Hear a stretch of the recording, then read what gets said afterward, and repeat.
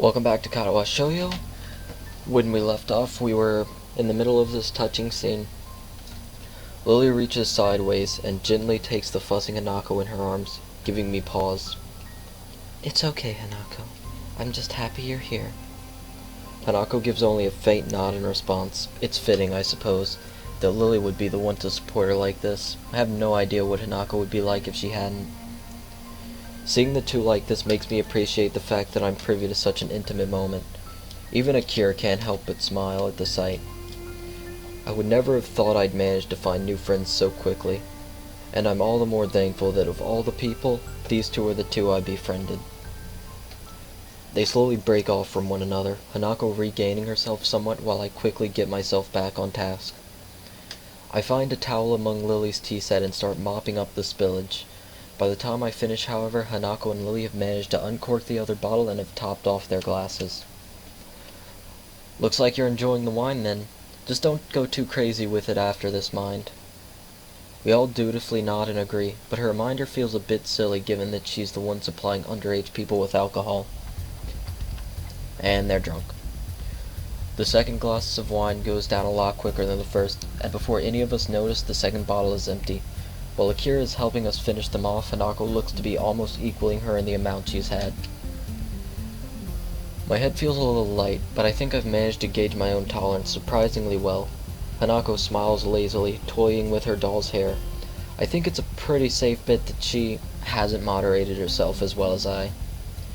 I don't think that it was Hanako's intention to get this drunk, but it seems that the alcohol hit her all at once.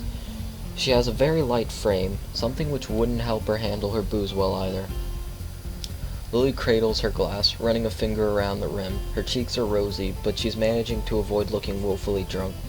Akira is, as I somewhat expected, largely unaffected. Her smile might be a little wider than before, though, maybe.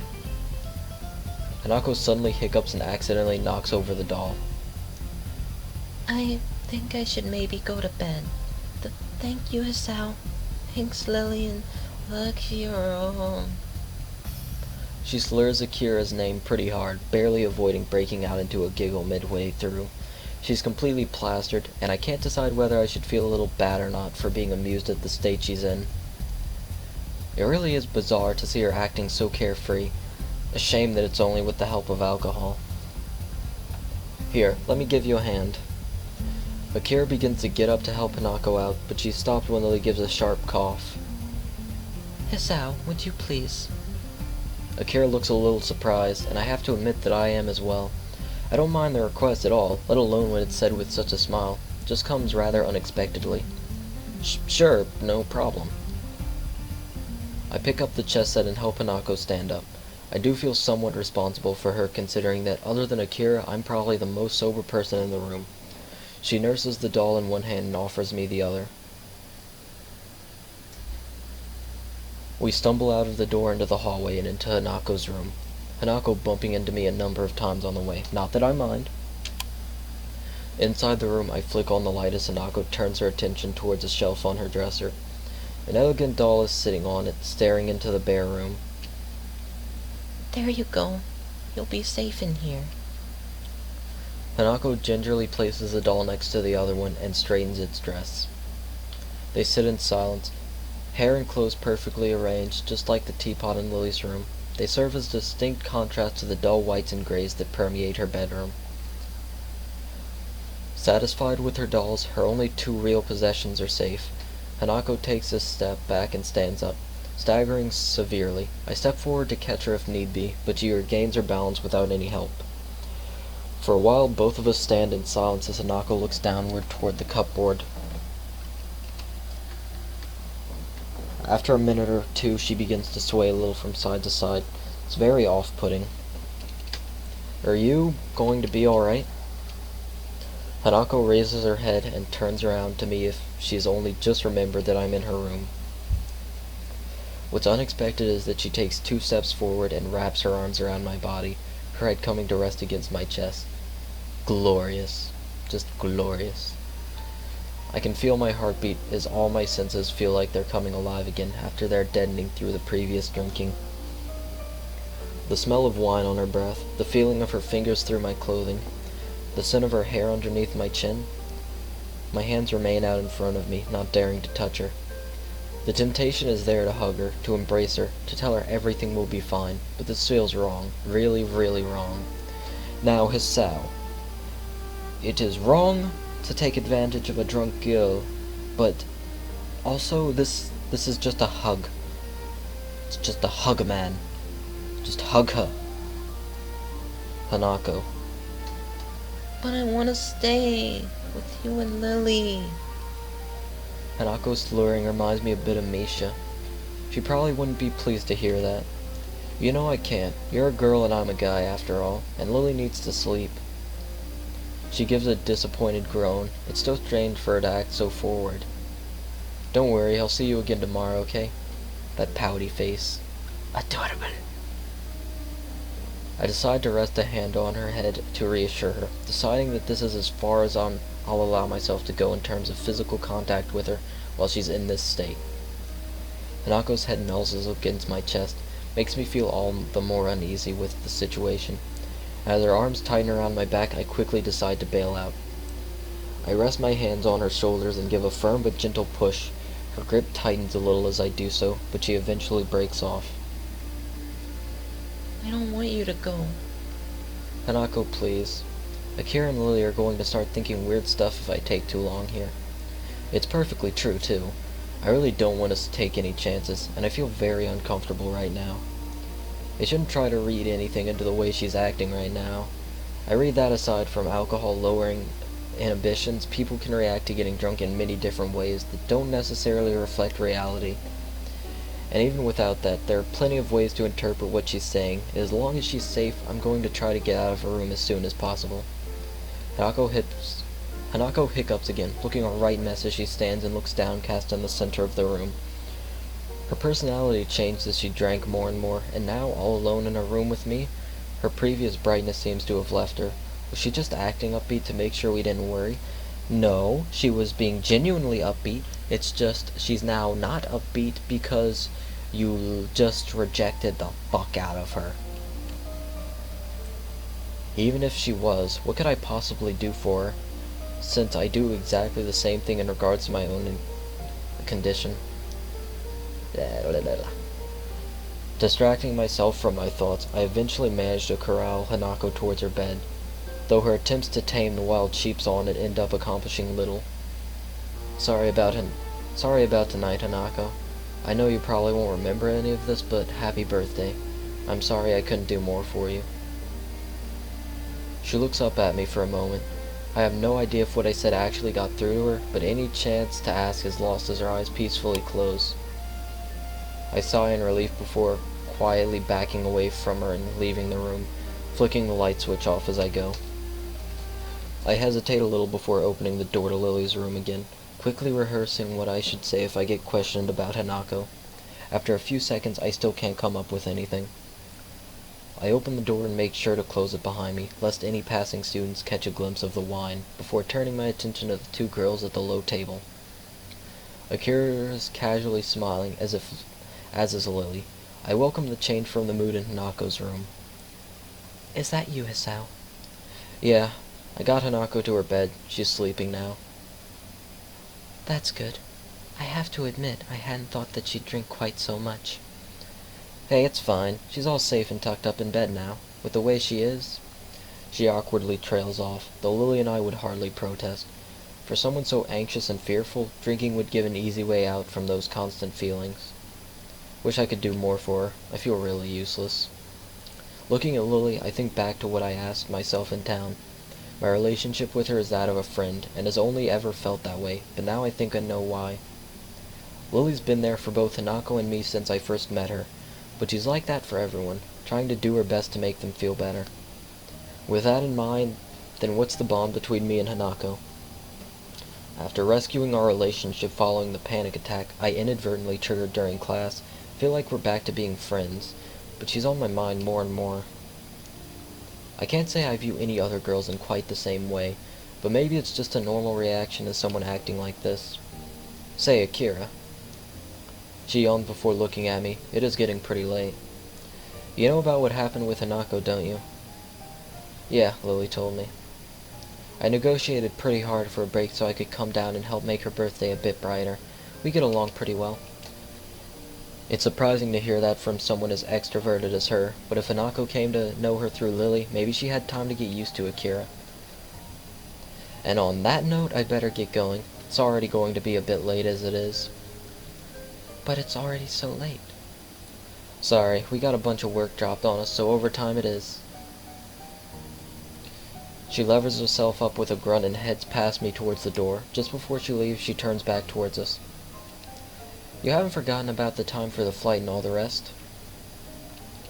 Don't worry, I have everything ready. It's just a matter of packing when it gets closer to the time to leave. Atta girl. I'll see you later then. And with that, she disappears through the door with her hand held high in farewell. Your sister is something, alright. I probably should have thought that comment through before saying it. Regardless, Lily seems quite amused at my appraisal. You okay after all that drinking? Not wasted in just hiding it well? I assure you, I am quite all right. I can moderate myself. You seem quite self-possessed as well, if I do say so myself. Yeah, well, I guess your moderation applies to me as well. With a little hesitation, I take a seat at the table in front of Lily. I want to address this directly, if for no other reason than to settle my own thoughts. I've been meaning to ask this, but it took me a while to make up my mind. Do you have any idea about what triggered that panic attack? I gather it was something to do with her birthday, but I don't know anything more. Even Akira was being really careful around her, so I assume she knows as well. Lily's smile drops, the gaiety of the party now well and truly over. To be honest, I'm not all that sure the details myself. Hanako told you that she was in a house fire. She told me as much after we met and spent a lot of time together. Other than that, she quite simply never told me. She never told you? Assuming the worst, what does she have to look back upon? A life of isolation, and possibly even the death of her family? Maybe even going as far as blaming her existence for their deaths. Even thinking about what little I know of Hanako's past is bleak. To have lived through all that, and to live on with those memories, must be infinitely worse. Lily looks similarly depressed, but I can see her rebuild at least some of her composure before my eyes. I get the feeling that both of us are talking more frankly than we might otherwise do thanks to the wine, but it feels like just talking this out is a good thing anyway. I feel kinda helpless about it. When it's put like that, what can I possibly do for her? I'm not wholly sure I should tell you this, but Hanako told me that you visited her the day before after we both went to check on her. I must admit that I did not predict she would take such a step so quickly after what happened, nor did I expect you to. I think it was a nice gesture on your part. It wasn't much, really. It's just, at times like this, I sometimes think it would be better if we never had to leave Yamaku, or at least this town. Things are so much easier without others around. I didn't expect Lily to look quite so troubled at the way I said that, and for a while she looks lost in thought. She moves to speak, but stops herself as soon as she does and rethinks. It's a bit off-putting. Tell me, do you have anything planned for Friday evening?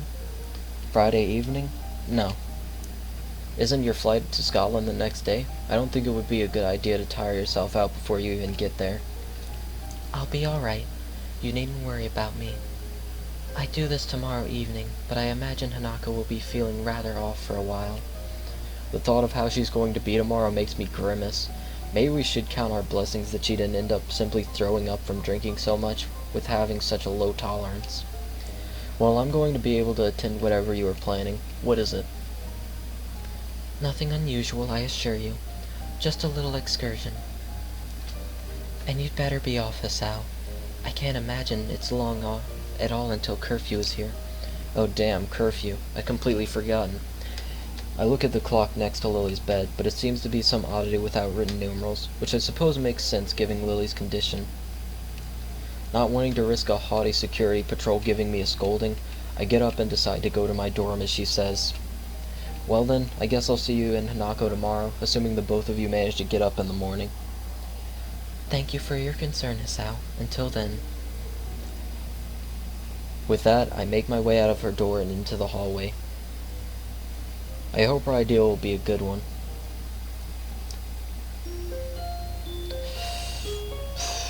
Yeah. Hisao, Hanako, and Lily are all gonna be hungover. The hammering of a fist against the door feels like a nail being pounded into my head. Once, twice, 3 times, I let out a long, annoyed breath and bear while pressing my eyelids shut, fervently hoping for whoever it is to just go away. I feel pretty damn awful. My face feels like it's cast out of lead, my arms feel heavy, and I feel very queasy. It's been like this since I woke up half an hour ago, and I can't summon the energy to pick myself up out of bed. So, this is what they call a hangover. I wonder if perhaps this is the best treatment for teenagers who desperately want to try drinking as a way to feel like an adult. Considering how unpleasant this is, it's not something I want to repeat. A series of thumps rings out again, reverberating around the small room.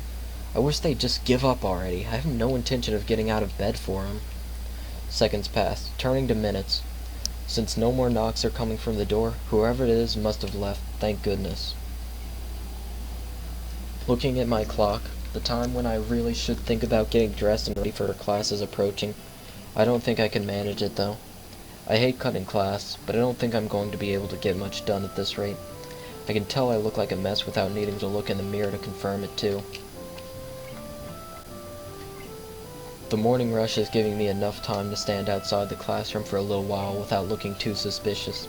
I hope that Muto doesn't ask any awkward questions about my not attending school yesterday.